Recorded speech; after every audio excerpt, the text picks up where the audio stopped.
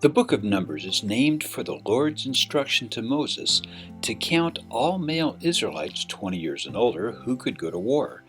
He numbered them first at Mount Sinai and then in the plains of Moab, counting 603,550 men, along with 22,000 Levites out of what may have been as many as 2 million Israelites.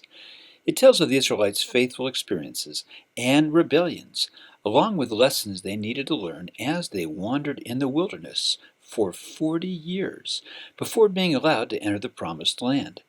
They needed to learn to be faithful to the Lord's servants, trust in His power, repent, and become His covenant people. Each man in the camp of Israel pitched his own standard or flag with the ensign of their father's house. The tabernacle was in the center with 3 tribes on each side. The Levites camped between them and the tabernacle with Moses, Aaron, and their families in front. The cloud of the Lord's presence guided them. They camped when it rested upon the tabernacle and moved when it lifted at His command, marching in their assigned order with the Ark of the Covenant in front. The ungrateful Israelites complained about many things, and the fire of the Lord burned those in the uttermost parts of the camp. They cried to Moses. He prayed, and the fire was quenched. The people grew tired of eating manna and lusted after the fish, cucumbers, melons, leeks, onions, and garlic they ate in Egypt. They ground the manna into cakes that tasted like fresh oil, and wept in their tent doors, angering Moses and the Lord. Moses asked why he had not found favor in the Lord's sight, and why the people's heavy burden was laid upon him. The Lord told him to gather 70 of the elders of Israel to the tabernacle, then came down and talked with them. He gave them the Spirit to help share Moses' burden, and they prophesied. When a young man saw this, he ran to tell Moses, and Joshua said to forbid them. But Moses said, "Would God that the Lord's people were prophets, and the Lord would put His Spirit upon them." Moses told the people to sanctify themselves, but they wanted flesh instead of manna, and wept in the ears of the Lord, asking, "Why came we forth out of Egypt?" The Lord then sent them quail in abundance, not just for a few days, but until it came out of their nostrils and became loathsome to them. When some Israelites gathered more than they needed, the Lord grew angry and sent a plague that killed many of them. Numbers chapter 12 verse 3 tells us that Moses was very meek, above all the men upon the face of the earth. Miriam and Aaron criticized him because he married an Ethiopian woman, and asked, "Hath the Lord spoken only to Moses and not also by us?" The Lord told them to come to the tabernacle, and He came down in the pillar of the cloud. He told them, "Hear now my words. If there be a prophet among you, I, the Lord, will make myself known unto him in a vision, and will speak unto him in a dream, mouth to mouth." He left with a cloud, and Miriam's skin turned white with a disease. Moses cried unto the Lord to heal her, and she was shut out from the camp for 7 days until she recovered. The Israelites then left Hazeroth and camped in the wilderness of Paran. After 2 years they found the promised land of Canaan, and saw that it was inhabited. The Lord told Moses to send a man from each tribe to spy on the land, see how many people lived there, how strong they were, and to bring back fruit. They searched for 40 days and returned with grapes, pomegranates, and figs.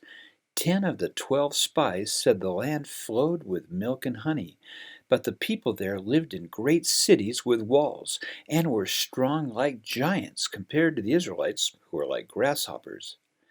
The Israelites heard this evil report and wept that night. They murmured against Moses and Aaron and wanted to return to Egypt.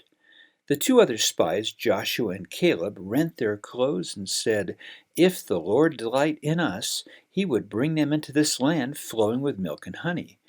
They told the Israelites to not rebel against the Lord, who was with them, or fear the people in the land.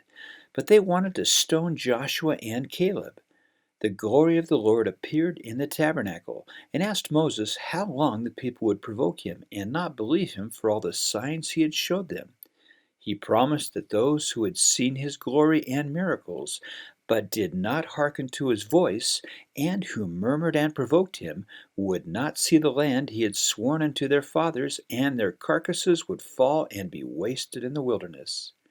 He would allow his servants Caleb and Joshua, who followed him, and their seed to be brought into the promised land. The 10 spies who brought the evil report died by a plague. The people mourned and rose up early in the morning to go to the place the Lord had promised. But Moses told them not to go. He said the Lord was not with them, they should not transgress his commandment, and they would not prosper, but be smitten by their enemies and fall by the sword. They went anyway while the Ark of the Covenant stayed in the camp, and many were killed. The Lord gave the Israelites laws about sacrifices, and told them to put fringes on their garments with a blue ribbon to remind them of his commandments. He told Moses to gather and lay in front of him a rod from each tribe of Israel. The next day Aaron's rod grew leaves and almonds to show that he had been chosen to lead them.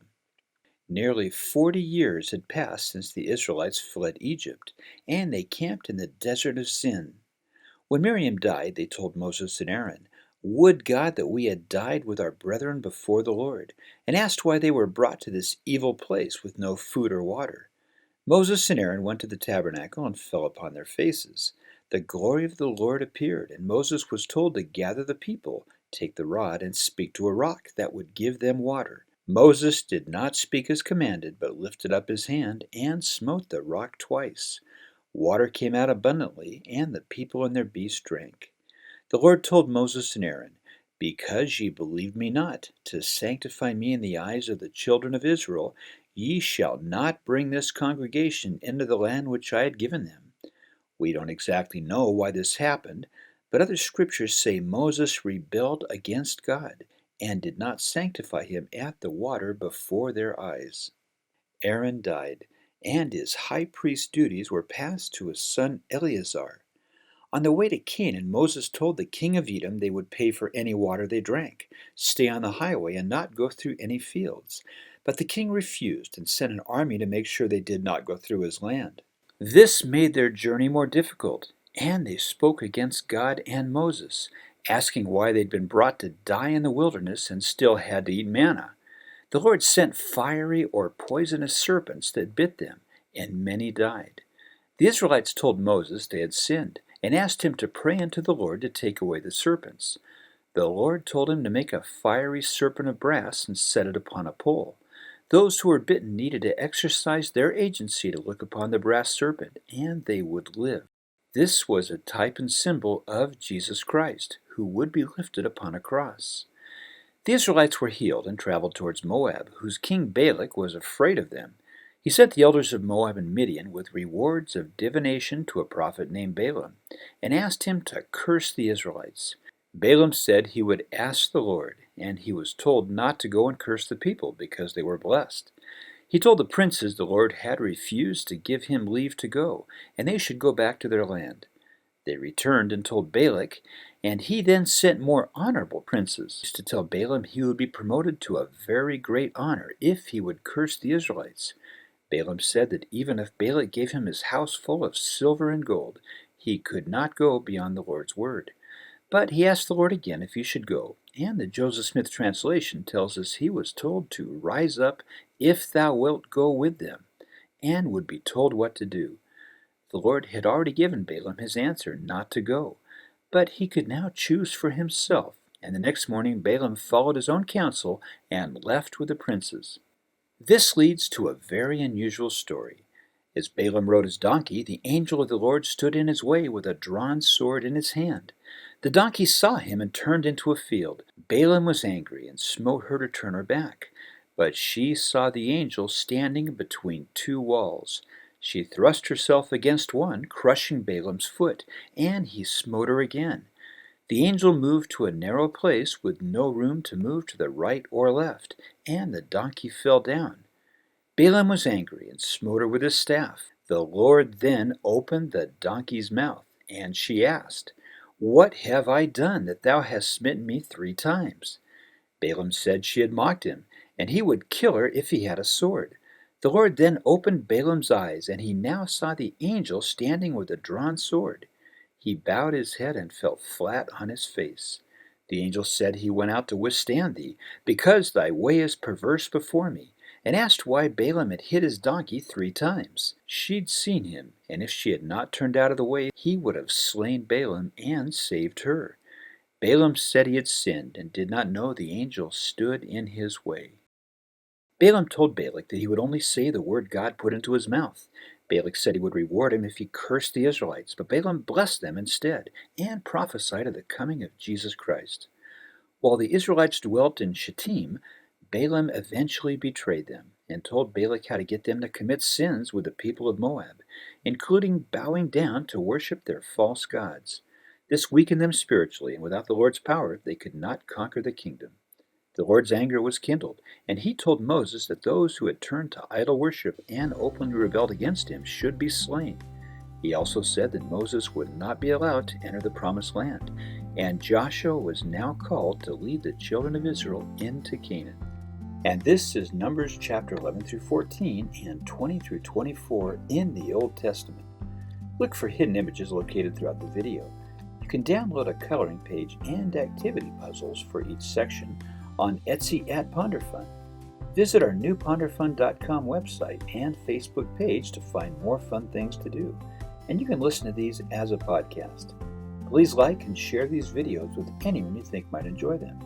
Also, please subscribe to this Ponderfun YouTube channel, and you'll be notified whenever I make new videos. Thanks again for watching, and find some time this week to ponder.